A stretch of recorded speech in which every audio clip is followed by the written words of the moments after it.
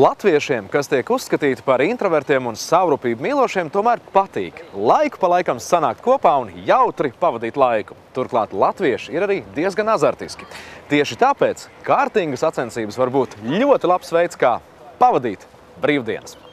Šo piektdienu un sestdienu Kandavā notika kārtinga sacensības, kas bija Baltijas čempionāta posms. Tajā piedalījās apmēram 60 sportisti no Lietuvas, Latvijas, Igaunijas un Baltkrievijas. Baltijas kausā ir 6 posmi, kas ilgst no māja līdz septembrim. Lai šajās sacensībās piedalītos, jābūt Eiropas Savienības pilsonim, kā arī jāuzrāda braukšanas prasmes apliecinoša licence.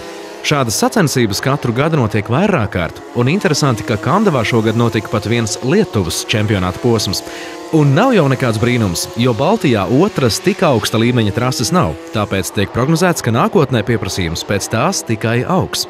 Kartingistu skaits Latvijā ar katru gadu palielinās, un pat arī šajā krīzes gadā, varētu teikt, viņš nav samazinājies salīdzinot ar citiem gadiem. Un es domāju, ka tas ir lielā mērā tāpēc, kad kartings balstās lielā mērā uz cilvēku entuziasmu, uz savu naudiņu, uz privātiem līdzekļiem. Un kartingam nekad nav bijusi tāda milzīga sponsoru līdzekļu plūsma, teiksim, kur vienā brīdī apsīkst un viss apstājās. Tas ir tas iemesls, es domāju, kāpēc arī šajā krīzes gadā tas kritums nav tik milzīgs, kā varbūt citos autosporta veidos. Maldīgi iedomāties, ka sacensībās startē tikai vīrieši. Piemēram, pēdējās sacensībās piedalījās arī 4 daļā dzimuma pārstāvis. Turklāt meiteņu un sieviešu interese par šo sporta veidu tikai aug. Protams, arī bērniem un pusauģiem ļoti patīk kartingi. Talantīgākie tādā veidā var izaugt līdz pat F1 līmenim. Lai piedalītos sacensībās, bērnam vajadzīga vecāku atļauja un veselības apdrošināšana, kā arī ārsta izziņa. Viena lieta ir tas, ka tam bērnam un jaunietim ir ko darīt, ja viņam ir aizpildījis laiks. Otra lieta ir tā, ka viņam ir iespēja kļūt par labu autosportistu un veidot sev karjeru nākotnē. Un beigās trešā lieta ir tā, ka tu iemācies braukt, un tas tev ikdienā noderēs pēc tam jebkurā dzīves situācijā, jo kartings ļoti labi trenē refleksus, kontrolē to, kas notiek apkārt, kas būtiski uzlabo tavas braukšanas prasmes ar ielas auto. Auto sacensības iedalās klasēs. Kartingā tās balstās uz vecumu. Minimālajam kartinga svaram kopā ar braucēju jābūt 95 kg. Tāpat laikā, jo lielāks svars, jo grūtāk tikt uz priekšu. Ja līst lietus, lielāka nozīme ir braucēja meistarībai. Parastos apstākļos svarīgs arī mašīnas svars, tehniskā sagatavotība un citi faktori.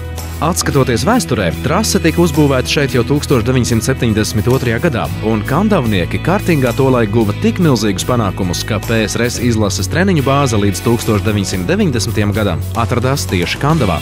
Taču reizē ar PSRS sabrukumu trase palika bez saimnieka. Tai tomēr paveicās, jo trasi savām treniņu vietām noskatīja grupiņa kartinga entuziastu. Pamazām izveidojās klubs, kurš apvienoja cilvēkus trases izveidei, kuri piesaistīja arī kādu pieredzējušu vācu trašu arhitektu Hermanu Tilki. Pārējais jau pieder vēsturei. Jaunā trase tika atklāta 2008. gada jūnijā. Mums visas labās lietas parasti Rīgā, un viss koncentrējās tur, un šajā gadījumā šāda trase dod arī pietiekami būtiski efekti arī Kandavas un Kandavas novada ekonomikai.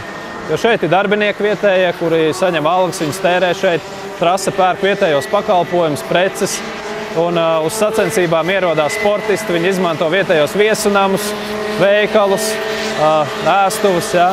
Un ikdienā, teiksim, īres kartingā lielākā daļa jau braucēji nāk no Rīgas, no lielām pilsētām, un arī viņi atbrauc uz Kandavu, atstāja šeit kaut kādu naudu un pastāst citiem par šo vietu. Ja paredzētas sacensības, komandas ierodas jau pāris dienas iepriekš, uzceļ savu telti, trenējas, gatavo transportu.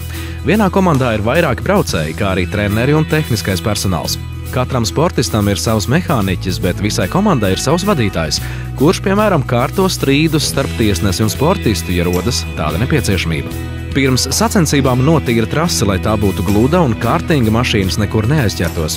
Pirms sacensībām tehniskā komisija pārbauda kartingu tehnisko stāvokli, lai pārliecinātos, ka tie ir droši. Sportisti reģistrējas stundu pirms sacensībām. Viņiem izsniedz speciālu uzlīmi, kas norāda, ka samaksāta dalības maksa. Sacensību dalībniekiem izsniedz arī transponderu, ierīci, ko piestiprina aiz sēdekļa un kas palīdz fiksēt ātrumu. Pirms sacensībām norit kvalifikācijas brauciens. Visi nobrauc vairākus apļus, bet vērā tiek ņemts tikai viena ātrākā apļa rezultāts. No tā atkarīgs kārtas numurs priekšfinālā. Tajā savukārt jābrauc 10 līdz 16 apļi. Šajā gadījumā ņem vērā to kopējo laiku. Tas veido secību, kādā sportisti stāsies fināla braucienam, kurā jābrauc no 14 līdz 20 apļiem. Arī finālā svarīgs ir kopējais laiks. Trases garums ir 1012 metru.